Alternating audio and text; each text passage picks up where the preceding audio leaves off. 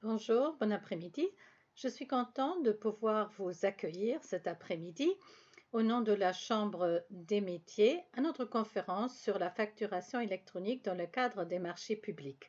Tout d'abord, nous sommes ravis de pouvoir vous accueillir à la Chambre des métiers, même si on vous a demandé pour la partie officielle de garder vos masques. Comme vous le savez, milieu de l'année dernière, au milieu de décembre plutôt, une nouvelle loi a été publiée disant que à l'avenir, l'État acceptera seulement des facturations électroniques dans le cadre des marchés publics. Par cette loi, le gouvernement veut faire en sorte que la procédure de paiement soit automatisée et se déroule de manière plus efficace et rapide. Pour cela, les sociétés luxembourgeoises auront une charge administrative plus légères et pourront travailler de manière plus efficace et compétitive. Ça veut aussi dire pour les sociétés qu'ils digitalisent une série de processus internes sous peu de temps. On sait bien qu'il y aura des coûts et beaucoup d'efforts à fournir. À la fin, la digitalisation vous aidera de vous soutenir et de devenir plus performant. Parmi les factures électroniques, on ne compte que les factures qui sont émises sous forme structurée et électronique et qui puissent être traitées de manière automatique électronique. Des PDF ne suffisent pas. De plus, il faut que ça se passe par le réseau PayPal, une sorte de boîte aux lettres sécurisée de l'État. Cette nouvelle loi va entrer en vigueur à des dates différentes. À partir du 18 mois, donc très bientôt pour les grandes entreprises, à partir du 18 octobre pour les entreprises de taille moyenne et à partir du 18 mars 2023 pour les petites sociétés. Monsieur Soisson du ministère de la Digitalisation, que je suis ravie de pouvoir accueillir ici, vous expliquera d'ici quelques minutes quand vous serez obligé de le faire et quelles seront vos obligations et que vous devriez faire pour les remplir. Il expliquera également les solutions que l'État mettra à disposition par guichet.lu. Après la présentation de M. Soisson, vous êtes libre de poser toutes vos questions. Et les personnes qui sont en ligne avec nous, il y en a beaucoup, pourront mettre leurs questions dans le chat du Zoom et on va les poser dans la salle. Je pense qu'il y a plus de 200 personnes qui vont nous écouter par Zoom. Ça prouve l'intérêt du sujet aujourd'hui.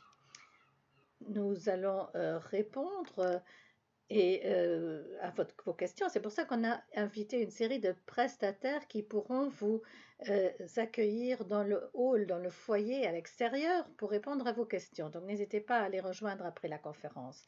De plus, vous pourrez également vous informer auprès du fournisseur de votre programme comptabilité pour voir s'il y a une connexion au réseau PayPal. La Chambre des métiers sera à votre côté pour répondre aux questions. Nous avons établi un fact sheet sur lequel vous trouverez les informations les plus importantes sous forme courte et nous avons un FAQ sur notre site. Et le service e-Handwerk est à disposition pour répondre à vos questions. Donc, je vous souhaite une après-midi intéressante et enrichissante et qu'il y aura un petit peu de temps après pour boire un verre ensemble sans masque. Merci à Monsieur Soisson pour sa présence et je propose qu'on entre dans le vif du sujet avec lui.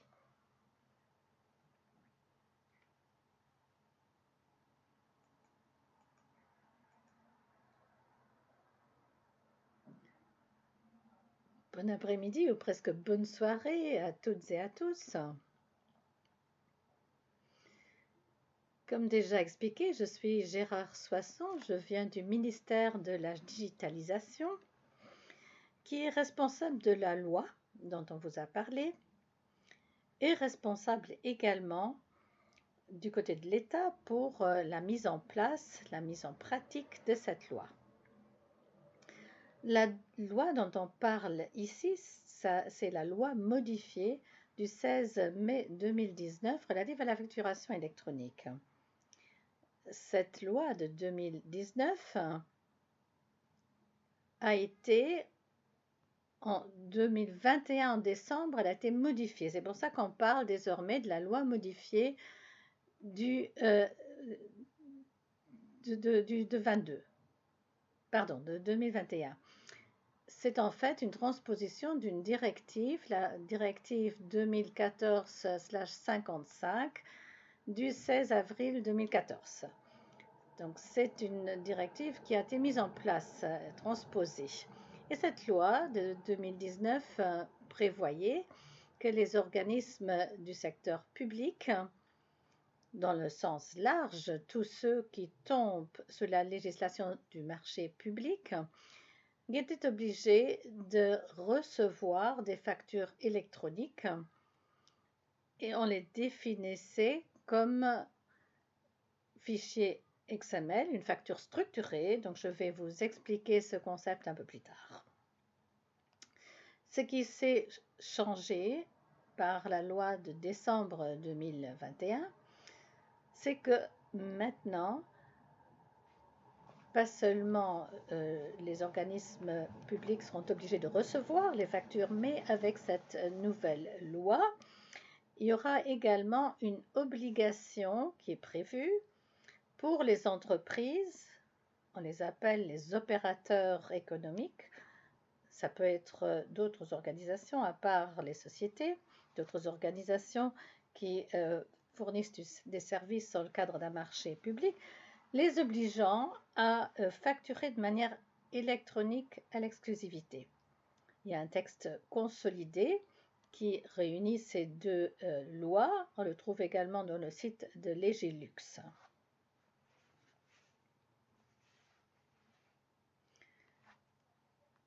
Maintenant, pourquoi cette loi? D'une part, c'est une transposition d'une directive en 2019 qui obligeait chaque État membre à transposer ces directives. Il n'y a pas de questions à se poser, ça a été décidé au niveau européen. Donc pourquoi en 2021 a-t-on continué cette loi de 2019? Mais la raison est simple, parce qu'il y a beaucoup de pays qui sont déjà beaucoup plus loin en matière de facturation électronique, les pays scandinaves, la France, l'Italie et toute une série d'autres pays qui sont déjà plus loin dans le processus. Et ici, c'est une évolution qui ne peut plus être freinée au niveau européen et qui amène également des aspects très positifs, tant pour celui qui envoie la facture que celui qui réceptionne les factures. Donc, des deux côtés, ça permet d'automatiser des processus et de perdre moins de temps lorsqu'on émet une facture. Il ne faut plus utiliser d'enveloppe de timbre, pour dire simplement, mais il nous faut également moins de temps pour traiter la facture. Donc, je reçois une facture, je sais lire immédiatement les informations qui s'y trouvent parce qu'il y a un système de back-office par derrière qui permet de reprendre les informations sans qu'un comptable ne doive intervenir et copier les données de la facture. Donc, c'est une diminution des sources de données parce que les données que je reçois dans mon système sont exactement celles qui sont dans le système. Aucune erreur ne peut plus se passer. Je peux également faire des chèques automatisés. Je peux vérifier si je dois même une facture qui porte telle ou telle référence. Je peux vérifier si la somme est correcte. Je peux le tester immédiatement. Ce sont des possibilités qui me sont données progressivement lorsque je suis en présence d'une telle facture électronique, donc un fichier structuré. Le but de la loi de décembre 2021 est de faire en sorte d'inciter les sociétés à se moderniser dans le domaine. C'est un déclencheur afin de facturer de manière électronique. Ça compte de catalyseur d'incentifs pour également facturer de manière électronique dans d'autres domaines. Il est possible d'utiliser plus tard cette solution pour facturer à d'autres sociétés et également pour réceptionner, recevoir des factures. On ne le fait pas seulement pour faire plaisir à l'État, pour pouvoir envoyer une facture dans le cadre des marchés publics, mais ensuite entre tous les acteurs qui auront la possibilité de faire partie de ce réseau. Il y aura la possibilité d'interagir avec eux, leur envoyer des factures, recevoir des factures de leur part et d'envoyer aussi d'autres documents par ce réseau, envoyer des bons de commande électroniques par exemple. On pourra également faire du rejet de factures, envoyer des notes de crédit, etc. L'idée derrière, c'est en fait de créer une espèce de maturité pour que les processus soient automatisés progressivement et qu'il y ait également des programmes de comptabilité qui soient reliés et qui soient automatisés également. La même chose pour émettre les factures.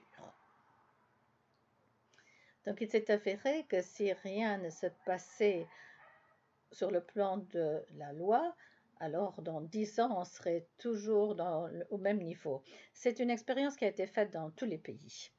Ce n'est que quand il y a une obligation du côté des marchés publics, et s'il n'y a que ça, il n'y a pas de changement. Alors maintenant, qu'est-ce que c'est qu'un marché public?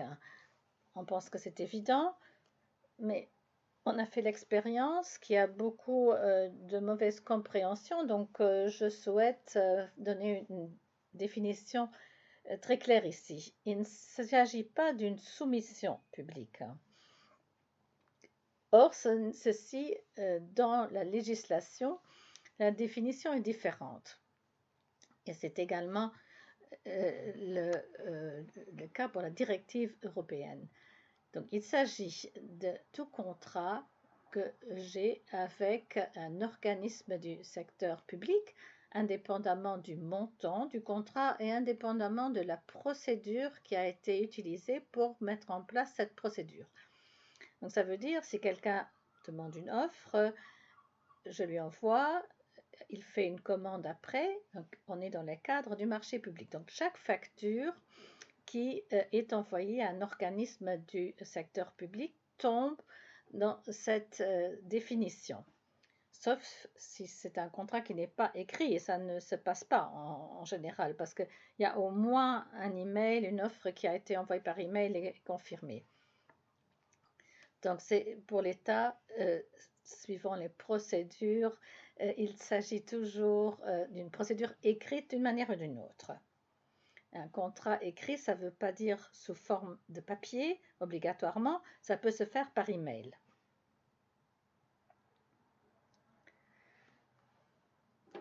Donc, pour clarifier quel est le champ d'application, il y a des gens qui pensent qu'ils ne sont pas concernés, mais non. Dès qu'on livre quelque chose à un organisme du secteur public, on est dans le bon contexte. Et qu'est-ce un organisme du secteur public? On a également une explication à ce sujet. Le terme tel quel n'existe pas dans la loi. La loi parle de pouvoir adjudicateur, voilà le terme qui est utilisé, mais ici, c'est plus facile de parler ici d'organismes du secteur public. Et dans certaines lois, on utilise ce terme-là pour désigner le pouvoir adjudicateur. Donc tout ce qui est État, ministère, administration, pouvoir législatif, pouvoir judiciaire, ça veut dire les tribunaux par exemple, le parquet notamment, c'est aussi les communes, les syndicats des communes, mais également, par-delà, les organismes de droit public. Qu'est-ce que c'est? C'est défini dans la loi sur les marchés publics. Ce sont les organismes, pour le dire facilement, qui offrent un service public et qui sont financés par plus que 50% de l'État ou contrôlés par plus de 50% par l'État, notamment des groupements d'intérêt public, etc., des ASPL qui tombent sous ce terme, suivant leur situation financière, leur financement, peuvent tomber sous la loi des marchés publics. Donc, il s'agit d'une quantité d'organismes. Puis, l'opérateur économique, qu'est-ce que c'est? D'après la loi, c'est une entreprise ou tout autre organisme, ça peut être une entité publique également, qui exécute des travaux, fournit des produits ou preste des services. Voici. Donc on est toujours dans le cadre du marché public.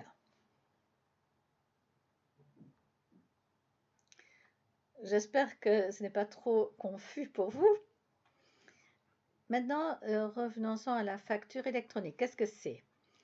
Pour le dire facilement, c'est un fichier XML ou alors un PDF avec contenant un XML. Mais en tout cas, c'est un fichier structuré où tous les éléments de la facture, comme des attributs standardisés, peuvent être lisibles directement par ordinateur. Donc, ce n'est pas simplement un document numérisé qu'on envoie sous PDF. Ce n'est pas non plus un document Word qu'on envoie simplement. C'est bien un fichier standardisé qui est lisible automatiquement par un PC. En pratique, c'est pratiquement toujours de l'XML. Les Français ont le PDF avec contenant un XML. Qu'est-ce une facture électronique conforme? C'est une facture conforme à la version la plus récente de la norme européenne sur la facturation électronique qui définit le modèle sémantique de données d'une facture électronique ainsi qu'avec l'une des syntaxes figurant sur la liste la plus récente publiée par la Commission européenne. Et il utilise un des deux formats XML, on appelle cela une syntaxe autorisée au niveau européen.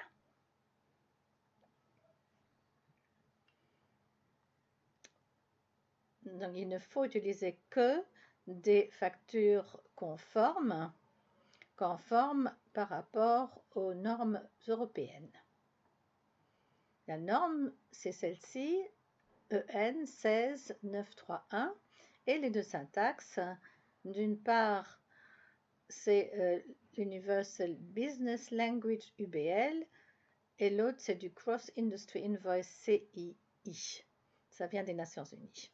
Donc, en pratique, on n'utilise quasiment que l'UBL. Mais d'un point de vue légal, les deux syntaxes sont acceptées. Quelles sont les obligations qui se trouvent dans cette loi modifiée? Donc, ça veut dire les deux lois, la loi de 2019 et les changements de 2021. D'une part, pour les opérateurs économiques, donc pour vous, les entreprises ou les autres qui offrent des services dans le cadre d'un marché public, vous aurez l'obligation d'émettre et de transmettre des factures électroniques conformes dans le cadre des marchés publics. Je l'ai expliqué tout à l'heure ce que c'est cette facture conforme et c'est une obligation au niveau des marchés publics. Sinon, autrement, vous pouvez facturer comme vous voulez, mais ça fait du sens de facturer également de manière électronique. Maintenant, du côté de l'État, pour les organismes du secteur public, il faut recevoir et traiter les factures électroniques conformes. Donc, il faut avoir cette capacité de les traiter, regarder, vérifier.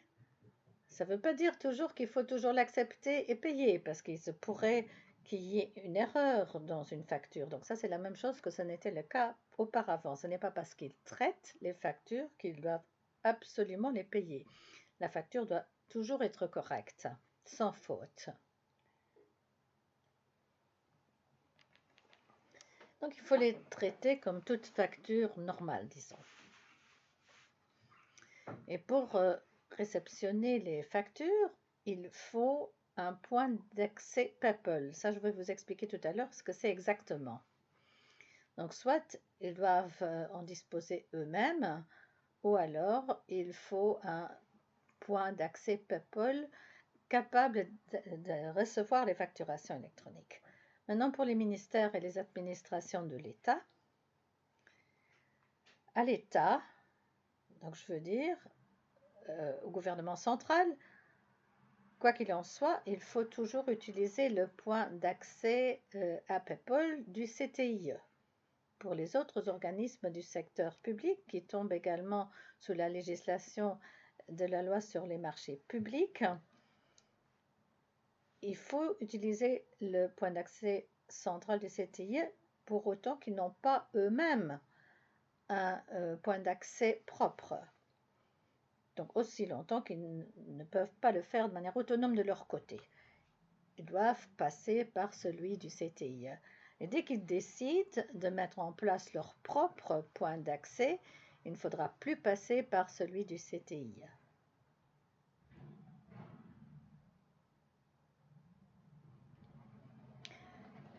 Venons-en à l'article 4 bis qui vous intéresse le plus.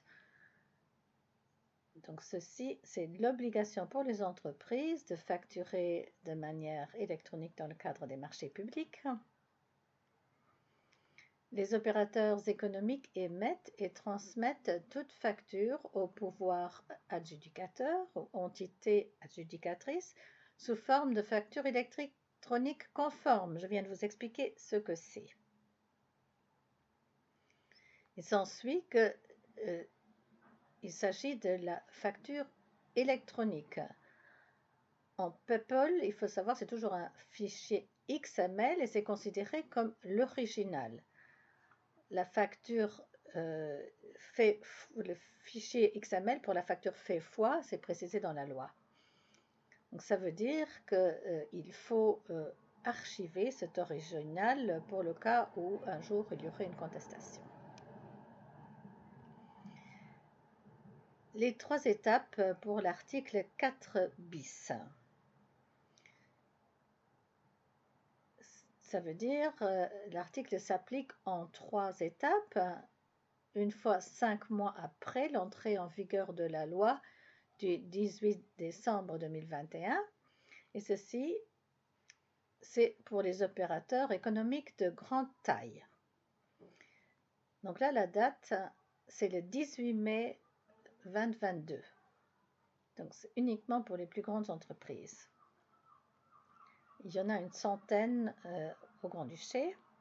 10 mois après, on en vient au 18 octobre 2022, c'est l'entrée en vigueur pour les entreprises de taille moyenne. Et puis finalement, le 18 mars 2023, c'est l'entrée en vigueur de la loi pour les opérateurs économiques de petite taille.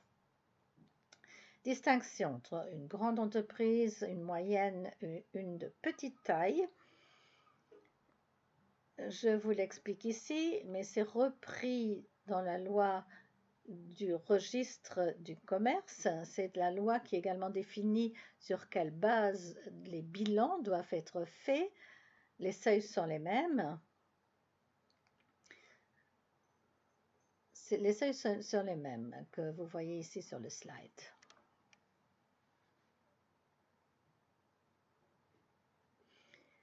Concrètement, du point de vue technique, quelles sont les solutions? D'une part, pour la réception automatisée ou le traitement automatisé des factures, on a le réseau de livraison commun PayPal. C'est un e-delivery network, comme on dit en anglais. Il s'agit d'un réseau qui existe depuis plus de 10 ans. À l'époque, à partir de 2008, ça a été mis en place au niveau d'un projet de grande envergure européen, mis en place sur 3 ans, sur base du financement d'un programme de la Commission et des pays membres. Donc, certains pays membres de l'Union européenne ont mis en place ce réseau dans le but de pouvoir envoyer et échanger des documents nécessaires dans le cadre des marchés publics. Donc, pas seulement l'échange de factures électroniques, mais également l'échange de tout autre document nécessaire dans le cadre d'un marché public. Ici, on parle de facturation électronique, mais il est toujours utile pour l'échange d'autres documents. Donc tout ça, c'est possible. Entre-temps, PayPal est le plus utilisé pour la facturation et c'est le cas déjà dans 39 pays. Je vous expliquerai le détail un peu plus tard dans l'un de mes prochains slides. Si vous n'utilisez pas PayPal pour transmettre, pour envoyer vos factures, alors il y a une autre option. Ce sont deux formulaires qui se trouveront d'ici avril sur ma guichet. Premier formulaire, il permet de saisir manuellement les données d'une facture dans les différents champs du formulaire. Mettons, il s'agit peut-être de 20-30 informations qu'il faut saisir. Ça peut même être plus de 30 éléments si j'ai une facture très compliquée, ça dépend du type. Ensuite, une fois que j'ai saisi les données, le formulaire est envoyé, comme n'importe quel autre formulaire qu'on envoie dans une procédure en ligne. Le système transforme ces données dans un fichier XML et le tout est transformé en une facture électronique conforme pour être transmis. Deuxième possibilité, deuxième formulaire, c'est un formulaire qui permet d'émettre et de transmettre une facture électronique conforme en téléchargeant une facture électronique déjà conforme et en la soumettant via le formulaire dûment rempli. Ici, il ne faut plus saisir toutes les données, il suffit de les soumettre. Donc, ce deuxième formulaire sera utilisé beaucoup moins. Ça ferait du sens, notamment pour des organisations qui sont obligées déjà, maintenant, des sociétés allemandes ou françaises notamment, qui dans leur pays sont déjà obligées d'émettre des factures, mais qui les émettent dans un format qui n'est pas PayPal. Alors, ils ont la possibilité de télécharger leurs factures sans ressaisir tout de manière manuelle.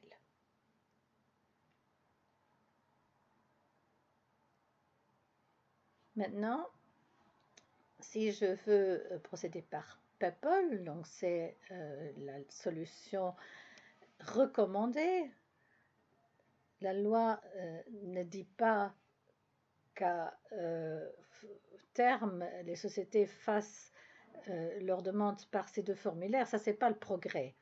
Ce n'est pas pour augmenter l'efficacité. Donc, le but est bien d'arriver progressivement à envoyer ces factures et de recevoir ces factures par le point d'accès PayPal.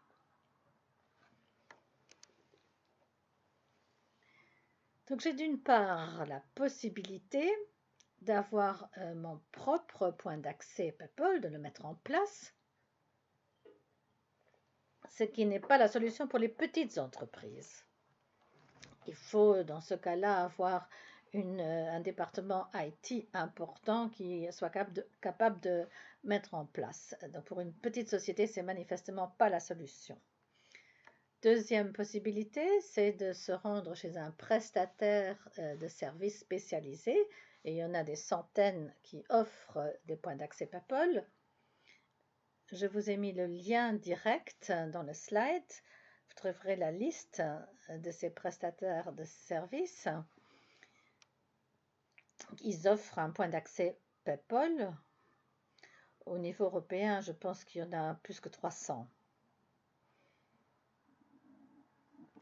Et là, vous avez la possibilité de louer un point d'accès PayPal. Et suivant le nombre de factures que vous réceptionnez et que vous envoyez, le prix est différent. Ça dépend également du prestataire parce que ce sont des sociétés privées. En général, plus vous envoyez de factures, plus le prix est diminué par pièce. Parce que c'est en fonction des messages. Plus j'envoie de messages, plus le prix par message diminue.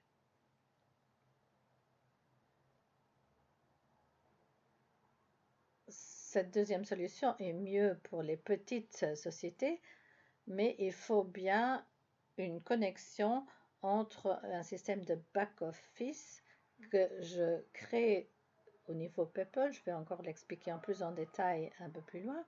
La solution la plus facile, c'est la troisième ici. Il s'agit donc d'utiliser un logiciel de facturation ou de comptabilité qui permet par défaut l'envoi de factures conformes via PayPal.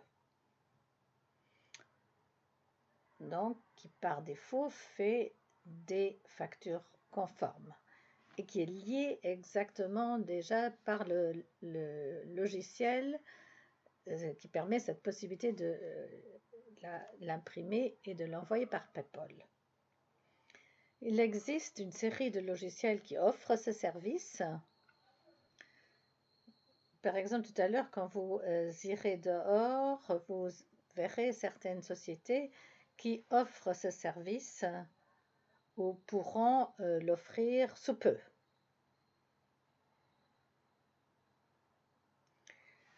L'évolution, c'est que plus de sociétés seront capables d'envoyer les factures par l'intermédiaire de ce software, de ce logiciel. À Luxembourg, il y a de plus en plus de sociétés également. Et il y a déjà ces softwares qui le permettent au niveau européen. Parce que PayPal n'est pas seulement utilisé par le Luxembourg, mais au niveau de l'Europe et même au-delà. Dernière solution, ce serait l'utilisation des formulaires web dont j'ai parlé tout à l'heure. PayPal, qu'est-ce que c'est? C'est plus technique maintenant, mais il est nécessaire de vous expliquer ceci au minimum. Que fait PayPal? Que doit PayPal faire et ne pas faire? Tout d'abord, tout ce que vous voyez en bleu, c'est PayPal. C'est la connexion entre le C2 lui-même, et les connexions entre C2 et C3. Et ce qui s'appelle ici SML et SMP, ce sont des genres d'annuaires avec des adresses de ceux qui font partie du réseau. Voilà ce que représente PayPal et ce qui est standardisé.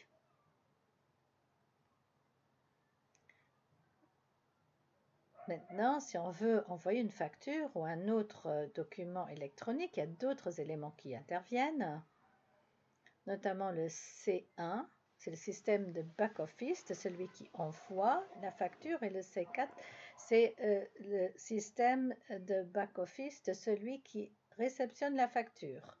C'est pour ça qu'on parle ici de faux corner model, parce qu'il y a 4 intervenants, le C1 qui envoie, le point d'accès qui envoie, puis le point d'accès qui réceptionne, et finalement le système de back-office qui réceptionne. Donc 4 coins, faux corners. Donc au niveau du back-office du distributeur, ce n'est pas prescrit par la loi. Chacun fait comme il veut, mais bien entendu, donc je me rends compte qu'il y a plein de sociétés qui n'ont pas encore de système de back-office, qui émettent peut-être les factures complètement manuellement, que ce soit dans un document Word ou autre. Alors là, c'est un point à, à partir d'un document Word, on ne peut pas avoir un fichier structuré. Pourrait envoyer ce document Word à un fournisseur qui peut le lire, mais ce n'est pas la solution la plus recommandée. Donc, premier point, il faut un logiciel qui permet d'émettre une facture électronique. C'est le système back-office. Le logiciel peut émettre cette facture dans n'importe quel format. PayPal ne s'en soucie pas. Il peut envoyer la facture au point d'accès. Ce n'est pas standardisé. La seule chose qui doit se passer, ce sont les services qui sont offerts au niveau des fournisseurs qui convertissent alors les factures, par exemple en format XML, mais aussi au niveau des données sémantiques. Il y a une transformation par rapport aux standards utilisés chez PayPal. Ça s'appelle BIS 3.0. Et normalement, les fournisseurs de logiciels proposent ce service. Ils le faisaient même avant PayPal. C'est vraiment leur métier de pouvoir convertir un document électronique d'un format à l'autre. En général, c'est très facile. Ce n'est pas une procédure compliquée. C'est une question, quand on livre un fichier correct, c'est une question peut-être d'une journée. Et une fois que c'est déterminé, on peut le réutiliser plus tard. Maintenant, à la réception, même chose, je reçois la facture standardisée suivant la norme européenne dans l'un des formats XML et cette facture peut ensuite être transférée au back-office. Je pourrais là la reconvertir dans un autre format si c'était utile. Et là aussi, ce qu'on utilise comme système de back-office, ce n'est pas prescrit par la loi.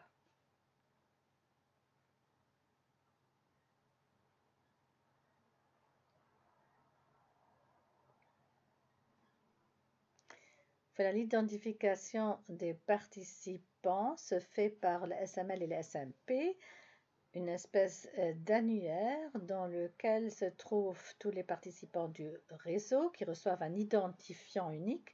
C'est un peu comme une adresse email pour une boîte aux lettres et par cette voie, par cet identifiant unique, le réseau sait à quel point d'accès il faut envoyer ce document bien spécifique et qui est le destinataire final du document. Maintenant, les avantages de PayPal. C'est un système, une solution ouverte et interopérable.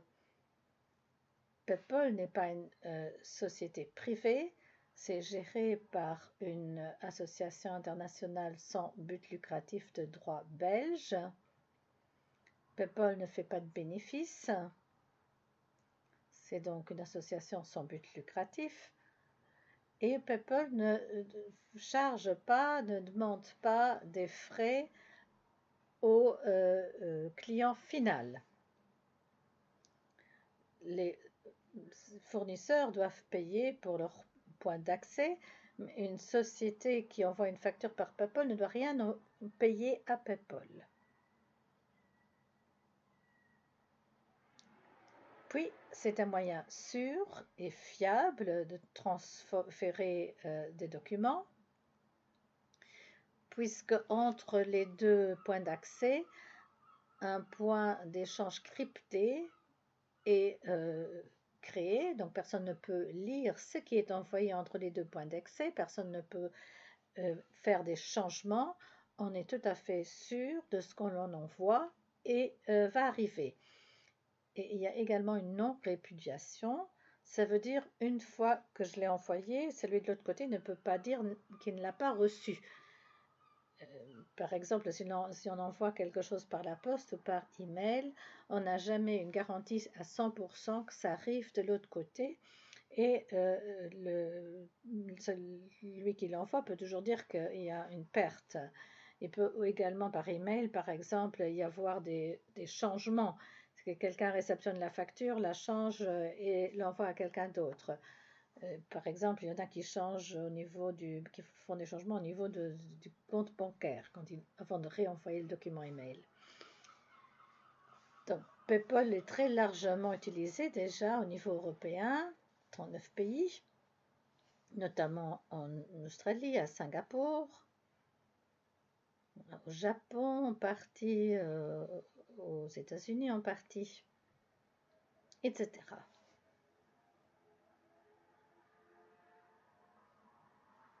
Si je mets en place un point d'accès PayPal, je ne le fais pas uniquement pour l'État, mais par le fait d'être membre du réseau, j'ai le droit de communiquer dans les deux sens avec les autres membres du réseau. Je peux donc envoyer et réceptionner des factures.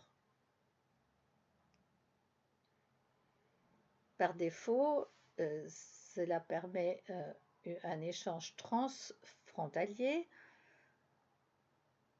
et je peux également envoyer par PayPal d'autres types de documents.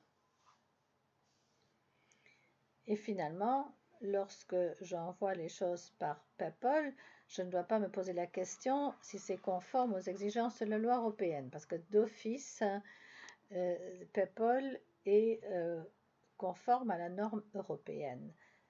Et il faut plus poser la question de savoir si on est conforme à la syntaxe à utiliser.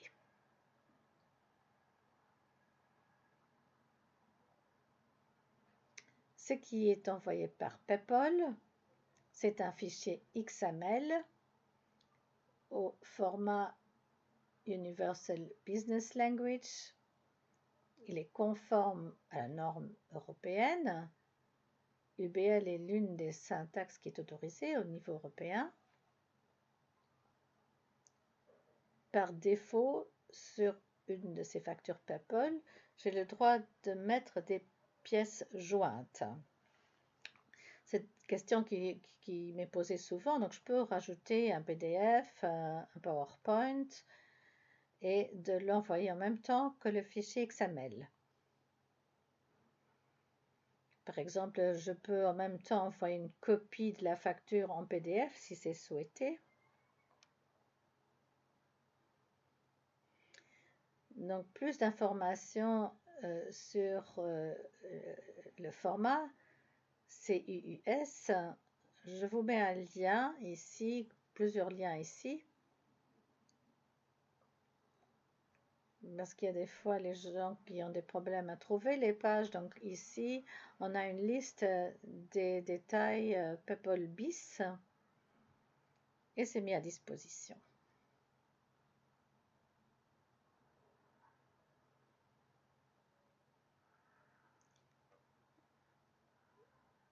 Voici un slide important pour ceux qui mettent en place les choses.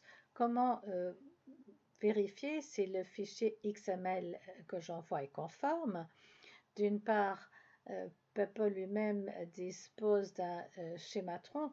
Ceux qui travaillent dans le domaine savent ce que c'est. C'est un moyen pour vérifier si un fichier XML correspond à certains standards. Et d'autre part, il y a un site internet où je peux télécharger ou téléverser un fichier XML et on me dira s'il est conforme. Donc les fournisseurs le savent en fait si c'est conforme ou pas. Normalement, il ne faut pas leur expliquer quels sont les détails auxquels il faut faire attention.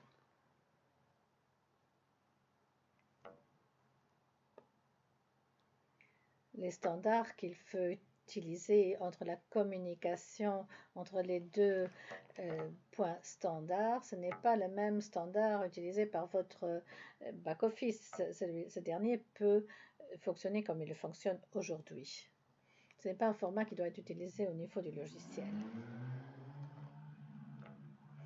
Ensuite, on en vient à l'identifiant.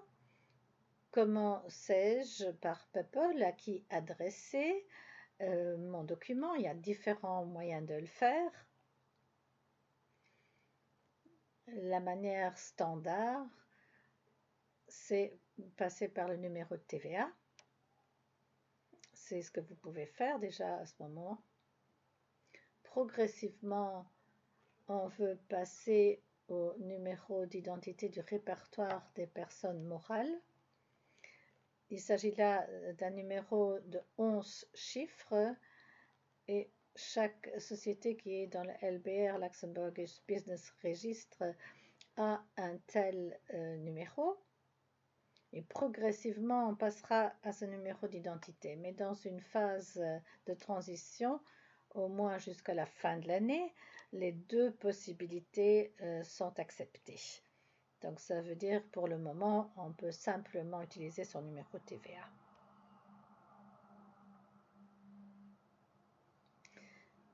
Une question qui m'est posée souvent, comment tester?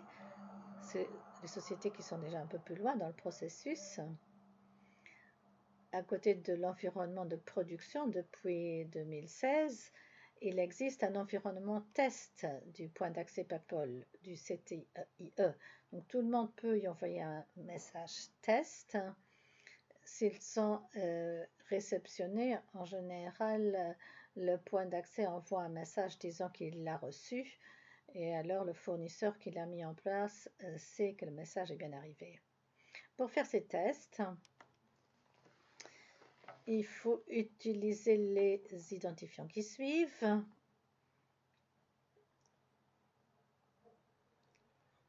On peut l'envoyer sur test-directory.paypal.eu. Il faut faire en sorte qu'il n'y ait pas de confusion d'envoyer des fichiers test sur l'environnement de production. Ça ne serait pas très heureux.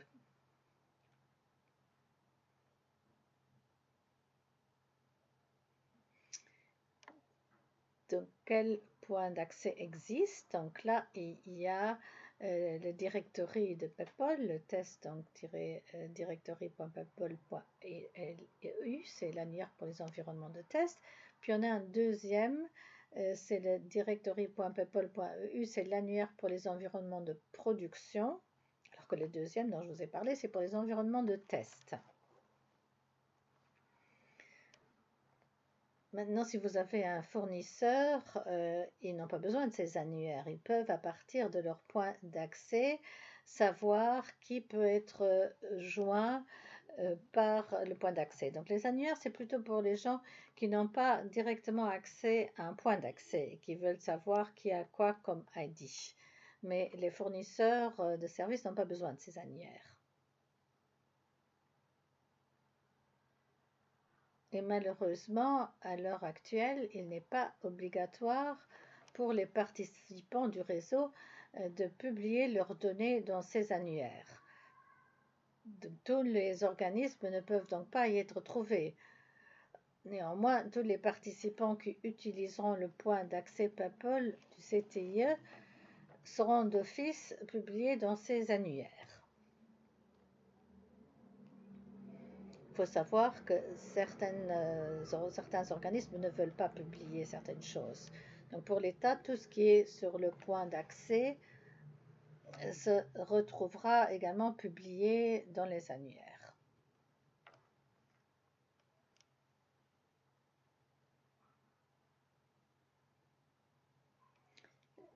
Ici, un slide avec un récapitulatif des principaux liens intéressants. Sur le site du ministère de la Digitalisation, vous trouverez le dossier facturation électronique en allemand, français et en anglais. Ensuite, vous pouvez retrouver le texte consolidé de la loi modifiée du 16 mai 2019. Ensuite, vous trouverez également le texte du règlement grand-ducal du 13 décembre 2021 sur la fixation du réseau de livraison commun et de solutions techniques alternatives, et puis le site de PayPal lui-même. Voici pour ma présentation. J'espère que ce n'était pas trop d'informations à la fois.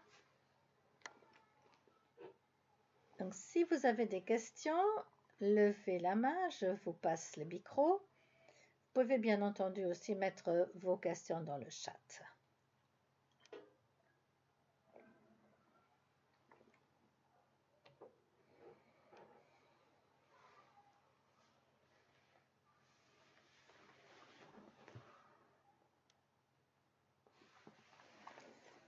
Est-ce qu'il faut s'imaginer, quand on envoie une facture, qu'elle est envoyée à un point commun, disons à l'État, mais elle ne va pas aller à notre personne de contact qui contrôle la facture? Comment cette personne sait alors qu'on a envoyé une facture? Pour parler concrètement des points d'accès, là derrière, il y aura des centaines d'organisations. C'est comme si vous aviez une boîte aux lettres centralisée pour les 300, 400 organisations. On va recevoir les documents par ce point d'accès et on va les rediffuser par l'identifiant particulier qui est dans la facture. Donc, par cet identifiant, nous savons c'est telle et telle organisation et par ce chemin, l'organisation aura ce document. La manière la plus banale serait de transférer par email, mais à la longue, on ne le veut pas. Mais c'est un canal important, bien entendu. Mais il y a d'autres canaux, par exemple par SFTP, Structure File Transfer Protocol, ou alors par un autre s'il y a un back-office derrière. Mais dépendant qui est le destinataire final, on l'enverra au destinataire final par différents moyens. Mais ça ne vous intéresse pas parce que nous savons comment le destinataire est relié à notre point d'accès. Et nous devons savoir comment communiquer avec tel et tel organisme. Mais ça, c'est notre souci à nous. Pour chaque destinataire final, nous avons une manière bien particulière pour lui envoyer le message. Et dans ce système, est-ce que c'est prévu qu'on reçoit un message disant qu'on l'a bien envoyé? Normalement, le point d'accès vous donne immédiatement une confirmation sur votre point d'accès disant que le message a été réceptionné. Mais si vous voulez l'avoir dans votre back-office, alors ce message doit être renvoyé par le service provider à votre point d'accès. Donc, ce n'est pas PayPal qui le fait directement. Une autre question peut-être?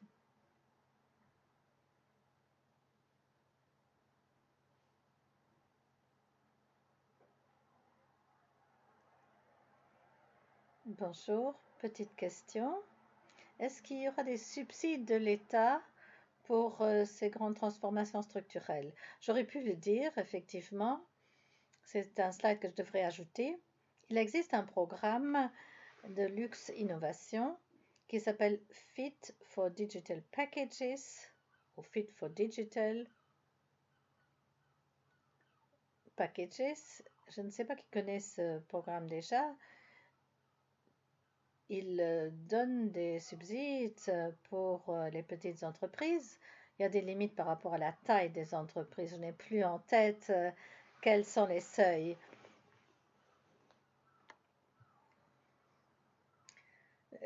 C'est un moyen d'obtenir une aide pour les petites entreprises et ils travaillent notamment ensemble avec des sociétés qui offrent des logiciels et qui s'obligent de créer une connexion avec PayPal dans leur système. Et dans le cadre de ce programme, ce genre de sociétés peuvent être offertes et une aide peut être assurée. Mais pour des détails, je ne sais pas si la Chambre des métiers ou Luxe Innovation peut vous aider. Soit chez Luxe Innovation ou chez e-Handwerk, envoyez-nous un email et on va convenir d'un rendez-vous pour vous l'expliquer en détail. Dans ce contexte, il y a également une question dans le chat. Existe-t-il déjà à l'heure actuelle un fournisseur luxembourgeois pour une telle application pour le déroulement des factures électroniques? Pour autant que je sache, Ça devrait exister ou au moins c'est en cours, hein. Je ne sais pas exactement où les sociétés en sont. Plusieurs sociétés m'ont dit qu'ils y travaillent. Il y en a certaines qui sont dans le foyer de cette pièce. Pour savoir qui est exactement à quel point, il faut peut-être leur parler directement. Mais en tout cas, c'est en cours. Et quant à la question de savoir s'il y a des sociétés luxembourgeoises, oui, il y en a qui ont déjà fait des intégrations ou qui sont en train de le faire. Il existe une liste auprès de la Chambre des commerces, peut-être aussi auprès de la Chambre des métiers, dans le cadre de Fit for Digital, par exemple, il existe une telle liste.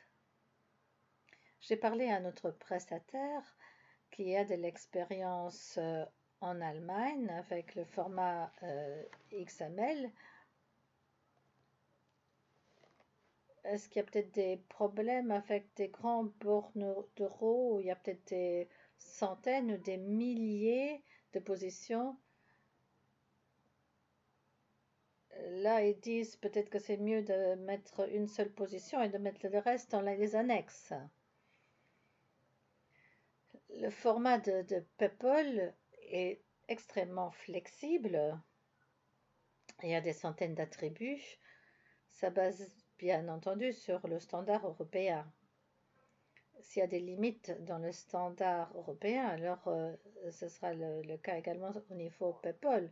Mais le standard européen est également très flexible. Je ne peux pas exclure qu'il y a des limitations, mais je ne sais pas si elles sont dues aux factures XML ou au standard. Parce que il y a toujours des spécificités aussi chez PayPal. Il y a des cas, il y a des choses qui sont obligatoires et qui ne le sont pas encore dans le standard, tout en étant toujours conforme. Il peut y avoir des petites différences par rapport à PayPal, disons. Si bien que je ne peux pas vous dire concrètement maintenant d'où vient ce problème concret là. Vous pouvez bien entendu faire une facture avec une seule ligne et le reste le rajouter avec un PDF. Alors c'est pas structuré. Évidemment, c'est pas la meilleure des solutions à la longue parce que c'est pas une facture structurée parce que moins c'est structuré, moins vous pouvez retirer des éléments de la facture au point de vue back-office. Mais c'est une solution que les données principales se trouvent dans la facture XML et le reste dans une pièce jointe. On peut également envoyer des factures XML directement par PayPal. On pourrait envoyer une facture qui correspond au standard, mais on peut envoyer des factures par PayPal.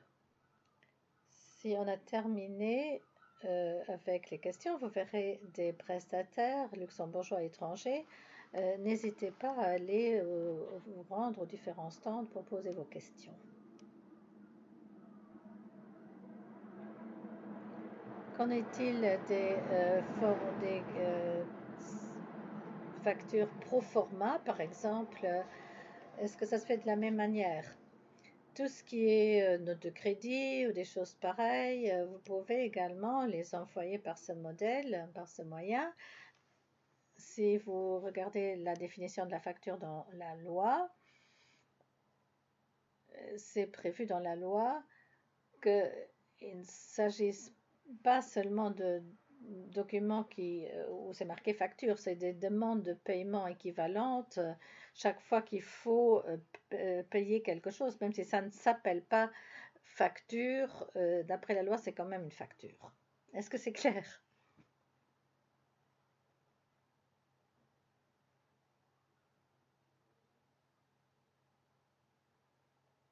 Monsieur ne parle pas dans le micro. Ça se différencie par rapport à une vraie facture, que ce n'est pas définitif. Donc c'est peut-être que je ne sais pas à ce moment si l'autre la paye.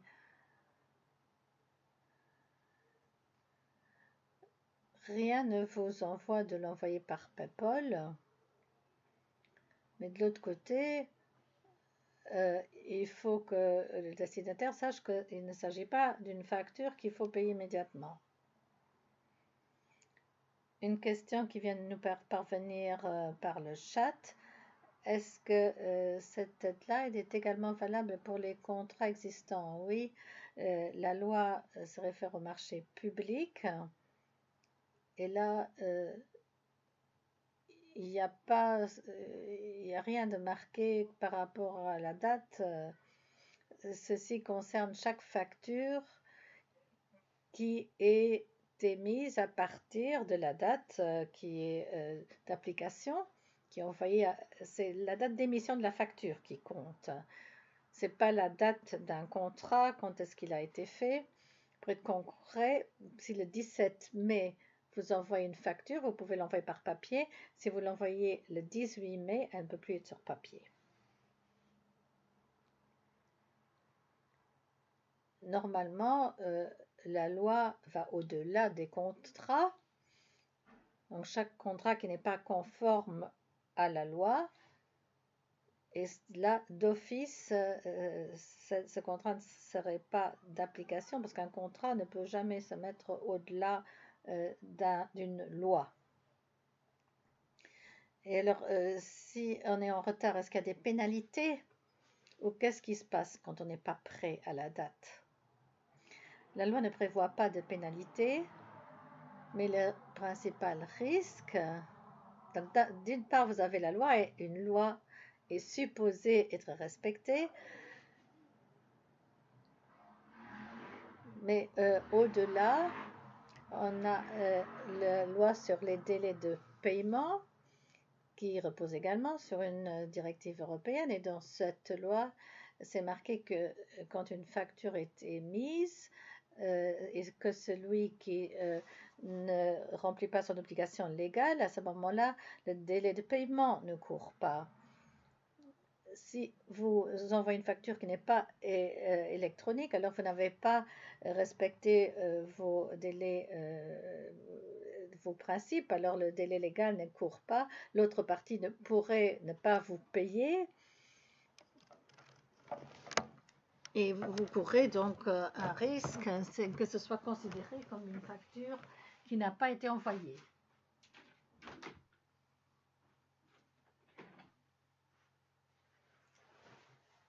Une question.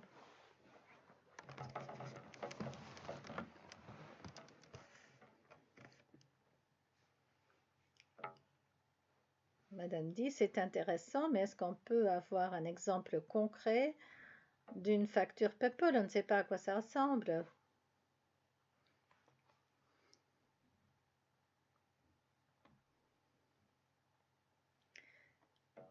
Est-ce que vous pouvez nous mettre un slide avec une facture PayPal? Ça nous donnerait une idée. Parce que là, on est un peu dans le vague. C'est un fichier XML. Je ne sais pas si vous avez déjà vu de fichier XML. Pour la plupart des gens, ça ne leur dit rien. Ils ne savent pas ce que c'est. Parce que ce n'est pas un fichier qui est lisible par un être humain.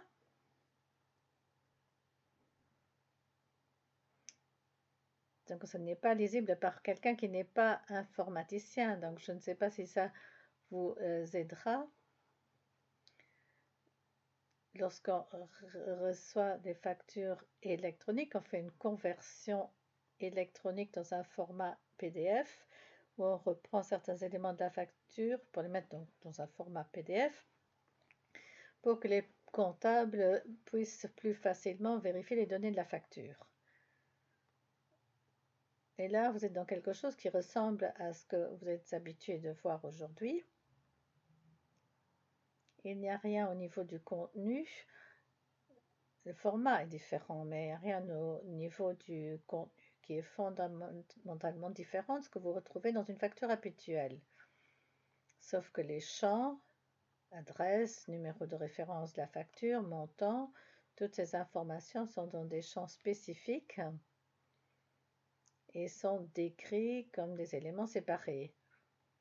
pour qu'après on puisse les lire automatiquement. Un fichier XML, c'est une manière d'écrire l'information qui est compréhensible pour un logiciel à partir des différentes informations. C'est interprété. Et au niveau du contenu, sémantiquement, c'est pareil. C'est la même chose que vous avez dans une facture traditionnelle.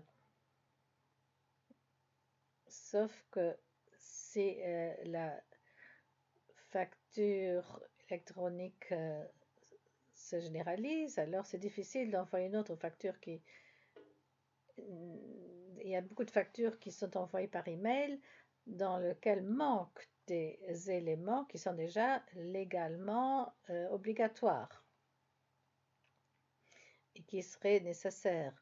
Souvent, les factures passent quand même, mais plus c'est informatisé, plus les exigences seront là pour demander aux entreprises d'inclure dans leurs factures les éléments obligatoires et nécessaires au niveau métier, puisqu'un logiciel qui reçoit une facture avec des informations manquantes, le logiciel sait difficilement traiter la facture.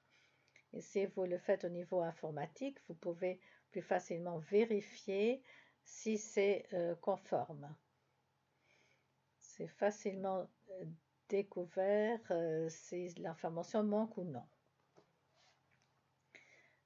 Mais la nouvelle législation n'introduit pas de nouvelles obligations légales sur ce qui doit être sur la facture. Ce sont toujours les mêmes obligations. Et au niveau des métiers, elle n'introduit pas non plus de nouvelles obligations. C'est-à-dire, si celui à qui vous adressez la facture avait certaines exigences, ça reste toujours pareil. La seule chose qui s'ajoute, c'est le format PEPL bis à certains champs obligatoires au niveau technique qu'il faut pour transmettre la facture techniquement. Ça, ce sont les seuls éléments nouveaux. Et vous trouverez tout ça sur le site PEPL. Quels sont les champs obligatoires au niveau de PEPL? Et si votre service provider émet cette facture, reçoit cette facture, il faut, par exemple, l'identifiant qui est derrière. Dans une facture standard, ça n'était pas le cas, il ne fallait pas l'identifiant. Voilà, pour dire simplement, pas de nouvelles obligations, point de vue contenu, au niveau légal, ni au niveau métier,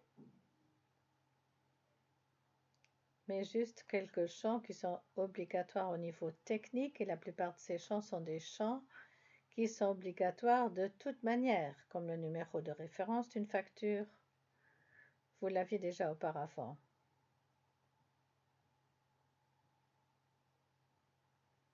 J'ai une question pratique.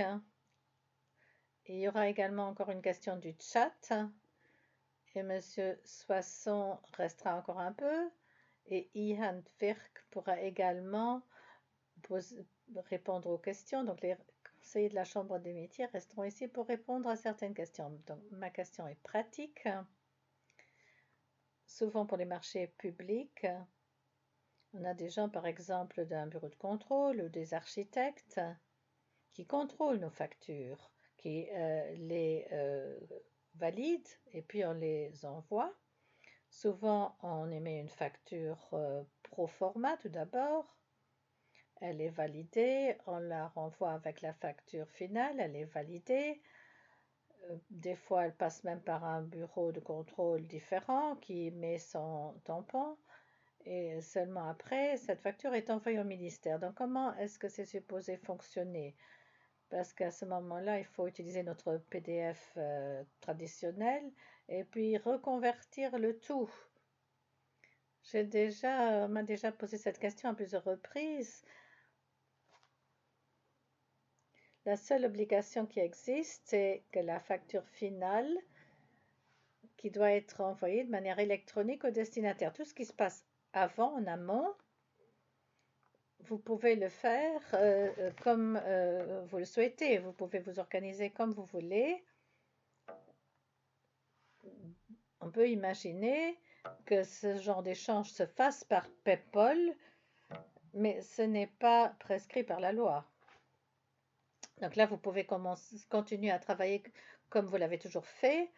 La seule chose qui est importante, c'est que celui qui est responsable d'envoyer la facture au destinataire final, et c'est bien une personne en particulier, que cette personne-là l'envoie comme facture électronique. C'est aussi un intermédiaire qui peut le faire, mais ça existe déjà aujourd'hui également. Donc, où se trouve l'intérêt à ce moment-là? Je dois travailler comme auparavant. Une facture arrive au ministère et comment sait-on que cette facture contient les données validées par le bureau d'études? Mais aujourd'hui, maintenant, quelqu'un est déjà responsable d'envoyer la facture en dernière instance, n'est-ce pas?